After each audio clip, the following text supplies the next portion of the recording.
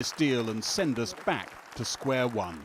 The British people want us to get on with a deal. And when I go knocking on doors asking and listening to people when they say, the overwhelming view is get on with it. I think the majority of the British public want us to get on with doing what they asked us to. As yet, none of that seems to be swaying her Tory critics. Some of them predictable, some a nasty surprise. Are we not nonetheless being asked to take a huge gamble here? Paying, leaving, surrendering our vote and our veto without any firm commitment to frictionless trade. I congratulate my right honourable friend on beginning her campaign to sell this deal to the country with the frank admission just now that it is unsatisfactory. I may say I think that is a bit of an understatement. Could I ask her, please, to tell me which region or regions of the United Kingdom will be more prosperous with higher productivity and higher GDP per capita than they do and than they will under present arrangements within the EU? I say to my honourable friend that the answer to that question is the extent to which we are able to enhance the prosperity and the number of jobs in regions of the United Kingdom depends on a whole variety of decisions that will be taken by this government. Attacked from all sides, the Prime Minister was repeatedly asked to accept her deal couldn't win a vote here and she needed a backup plan. Ploughing on is not stoic, it's an act of national self-harm. Instead of threatening this House with a no-deal scenario or a no-Brexit scenario, the Prime Minister now needs to prepare a Plan B, something her predecessors failed to do. She needs Plan B. What is the Prime Minister's Plan B? I'm tempted to say to my right honourable friend that throughout the last 18 months of negotiations, at virtually every stage, people have said to me that it was not going to be possible for me to negotiate a deal with the European Union. No sooner do I negotiate a deal with the European Union than people are saying, well, what's the next thing you're going to do? Sympathy for her approach in Chelmsford in Essex. Leave won narrowly here in the referendum. Many voters want MPs to get behind the Prime Minister. She's done her best. I mean, what else could they do? The people that are moaning about her, would they do any better? I just want everyone to get behind her. I'm fed up with the bickering that's going on in the Conservative Party. It's dragged on so long and I think our politicians have behaved badly. And she's in charge. They should support her.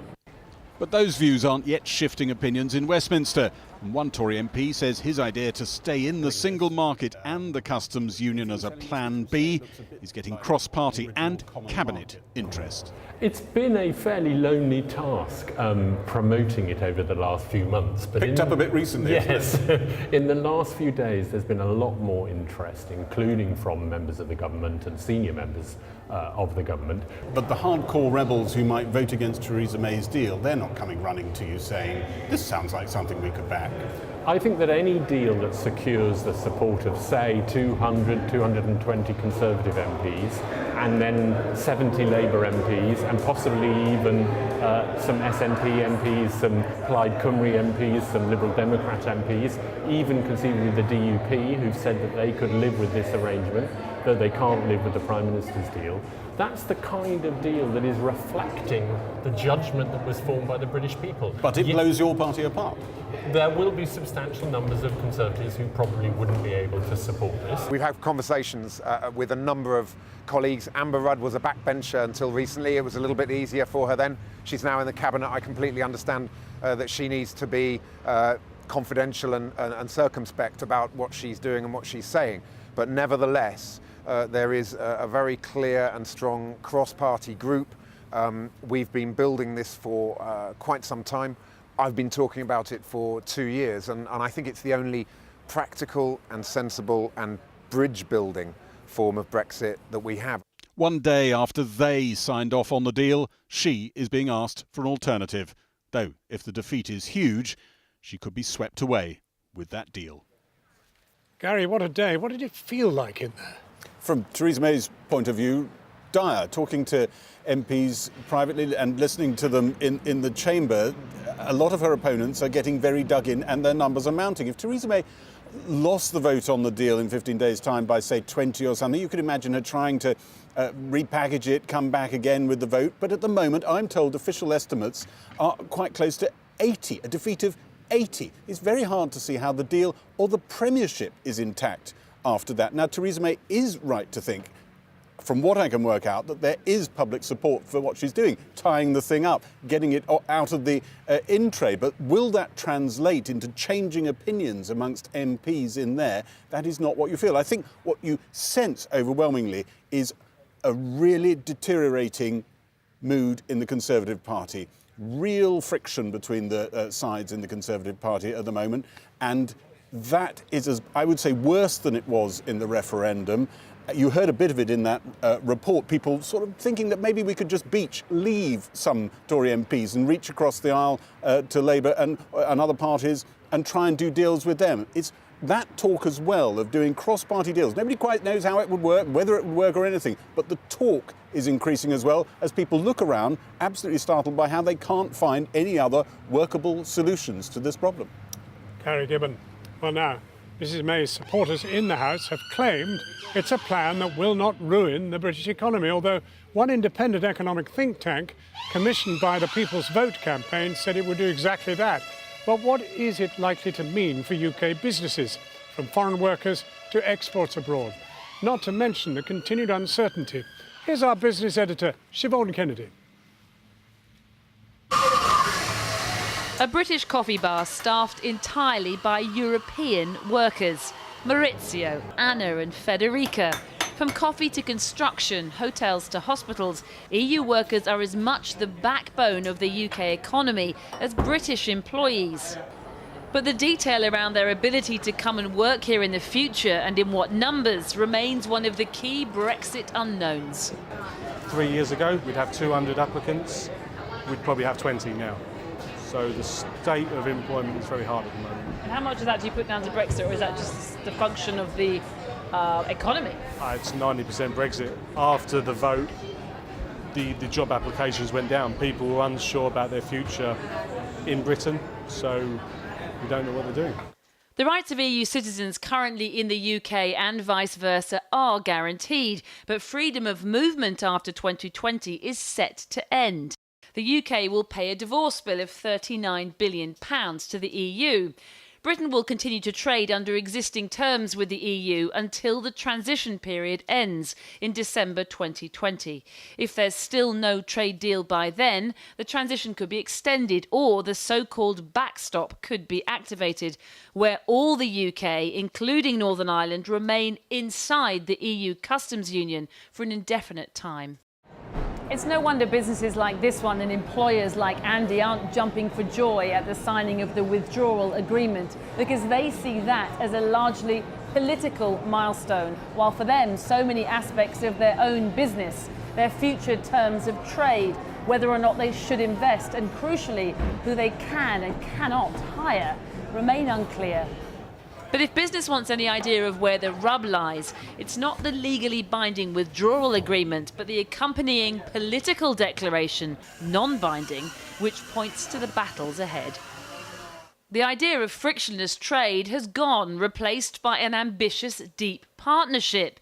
And in an additional statement, the EU warns of no backsliding on immigration, warning it will demonstrate vigilance when it came to the rights of citizens, and a promise to protect fishing enterprises, a reference to French demands for continued access to UK waters.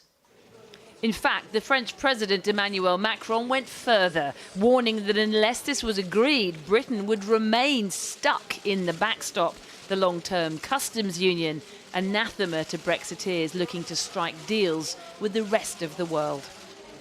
Whatever the future holds, and even if Theresa May does get her deal agreed in Parliament, the People's Vote lobby group today warned the UK economy would be $100 billion a year worse off by 2030. That it's hard, as this report identifies, even if the Prime Minister gets the very best out of that, it will still mean that we will be worse off as a nation and as individual people. A prediction many would question, but what's certain is the heat around our future relationship with the EU won't dissipate as the next 2 years of battling over the terms of a trade deal begins. Well, to get a cabinet view, a little earlier I spoke to the Secretary of State for Wales, Alan Cairns. I began by asking him about the lack of support in Parliament today for the Brexit deal. Well, I think there's time to go. We will have 5 days of the debate, but over the next couple of weeks, the Prime Minister and Cabinet members will be travelling right across the country in order to highlight the benefits that we will take control of our laws, of our borders and our money, that we will have the opportunity to strike free trade deals right around the world, and we'll also withdraw from the political institutions of the European Union. With respect, I mean, that is exactly what she spelt out in the House of Commons, and she got roundly sort of, disapproved.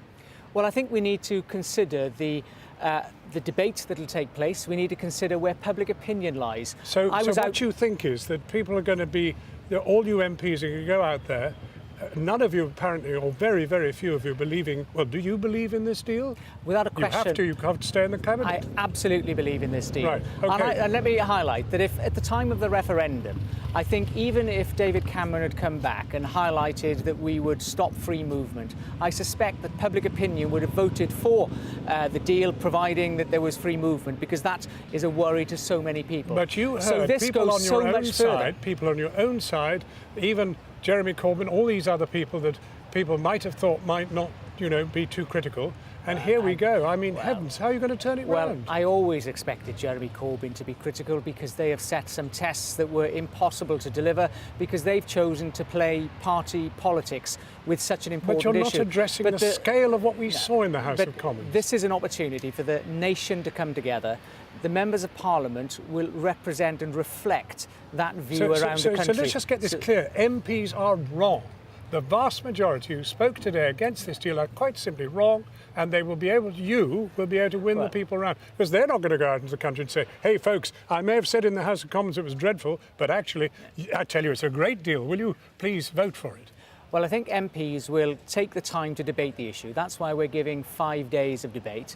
They will also take account of the parliamentary arithmetic, of the risk of maybe Brexit not being delivered. Something you're not doing tonight. They'll also take account of the opportunities that when we leave the European Union, that we can strike free trade deals right around the world, that we will withdraw from those political institutions, that free movement will end. You're a brave man, all Alan of those Cairns. benefits of it. You're singing a solo song. I mean, there are no throngs of MPs coming out to help you. And the truth of the matter is this is a dead duck, the deadest duck that walked.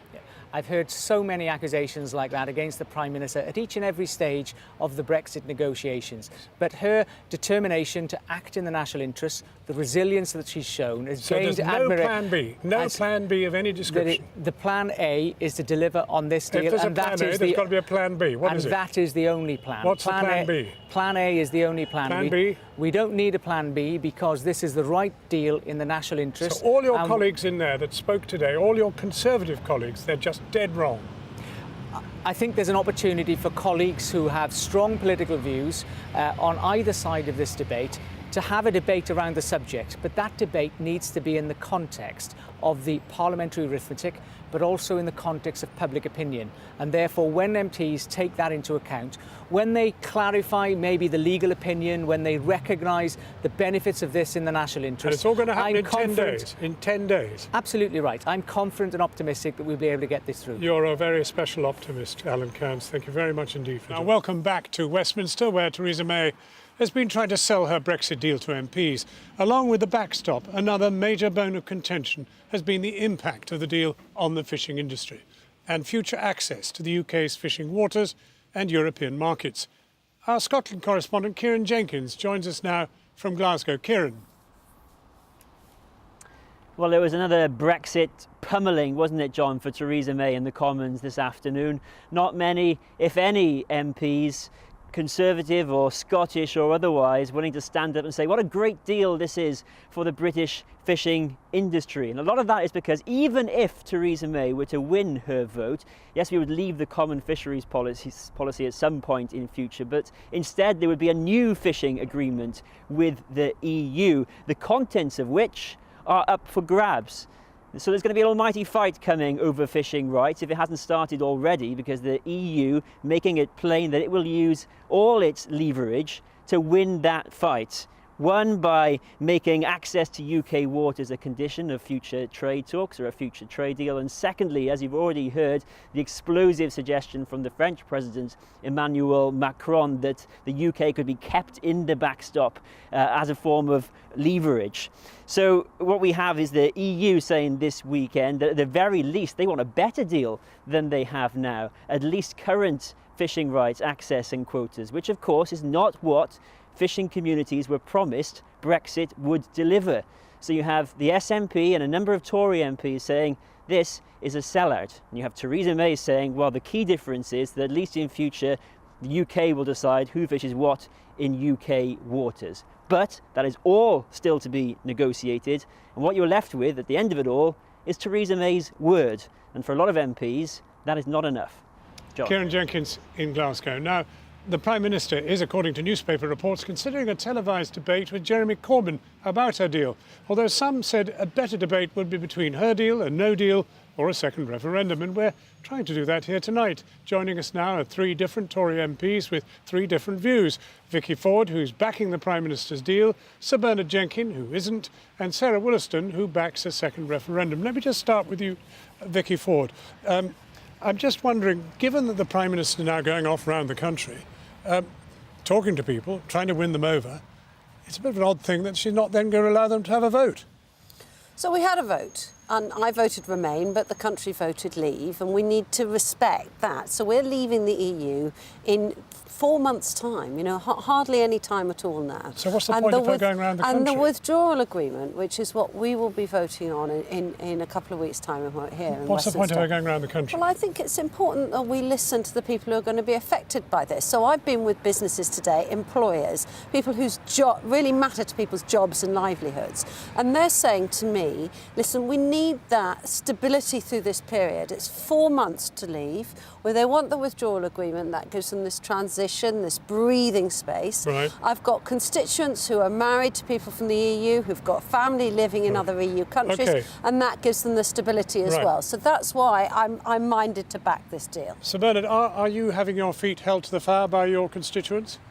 There are a mixture of views. My constituency predominantly voted Leave, but the problem is everybody agrees with Theresa May when she says, come on, let's get on with it, because she's just playing back what she's hearing from so many people. But you think it's a dreadful deal? Well, the problem with this deal, it will make Brexit pretty interminable, because, I mean, we're paying £28 billion for a transition period to nowhere. That's yet to be negotiated. So have you put in a letter? Are you sort of I have not put in a go? letter. The point is that this deal is not going to provide the certainty that people want. And there's a very fundamental difference between our membership of the EU as it is at the moment and this deal. We do actually have the unilateral right to leave the EU. There is no unilateral right in these arrangements to leave these new arrangements, which is why the backstop is so controversial. We could be stuck there under this joint committee, subject to an EU veto indefinitely. And the Prime Minister hopes we won't ever get into that situation, but that would be suggesting she's hoping but realises that what the agreement says, it says. Sarah Wollaston, it sounds as if there might be a need to ask a few people and get their input. Exactly. I mean, the point here is we now know what Brexit actually looks like, Brexit reality as opposed to the Brexit fantasy that was sold during the referendum campaign. And what we have is a withdrawal agreement in great detail, but then we have a future framework which is 26 pages of wish lists, wishful thinking, and we don't know where we're going to end up. And I think now that people can see what it is and the uncertainty about where we're going, I think the right thing to do is not just to write to the British people as she has done, but actually to go around the country and then come back and ask their opinion with a sort of informed consent vote. That's what we would expect if you were having an operation. The Prime Minister says we've already had a vote. And I think that's a very important point, and we just hear about what's happening with the fishing industry. Lots of expectations were raised during the campaign about what Brexit meant. Now we know what it actually means. Along warts and all, with all the uncertainties for the future, this is the time to go back to people. Now we know what we're dealing with and say, is this what you meant by Brexit? It's a simple question. Bernard Jen, can you feel tempted?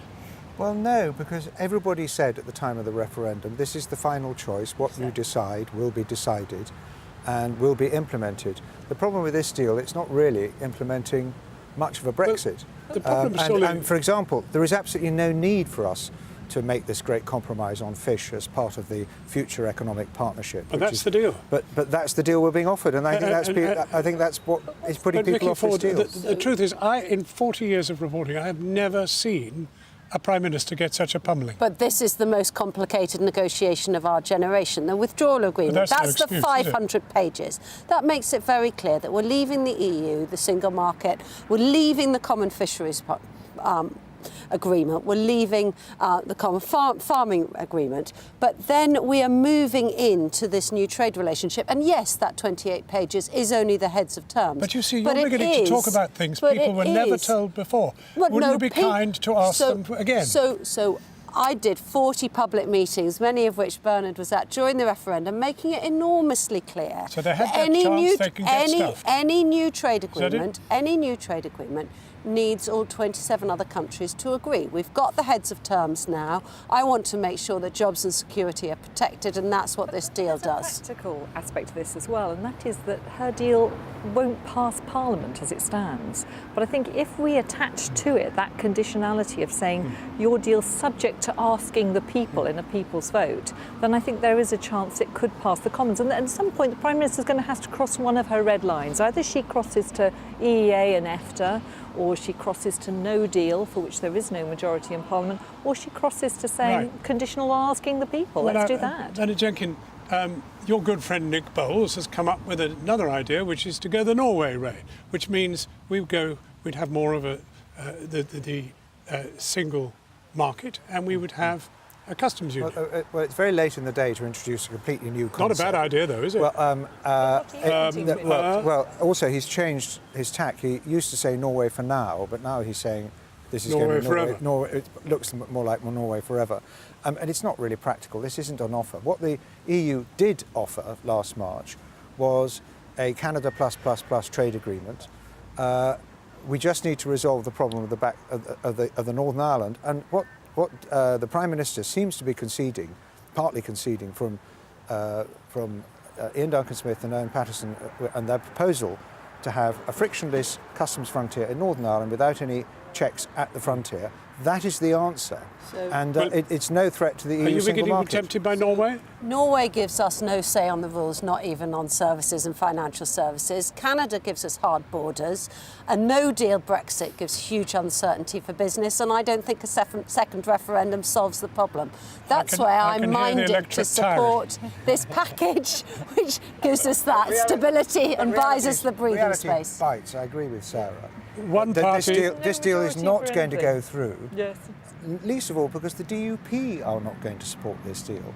And if it did go through, the DUP said they would review their agreement with the coalition. So we're most likely to be leaving without an agreement, and the government's been preparing to leave without an agreement. One party, three Tories. Some people I'm say delighted to talk to you. Thank you very much, Sarah. Exactly. Sir Bernard, thank you very much, and Vicky Ford, thanks very much indeed.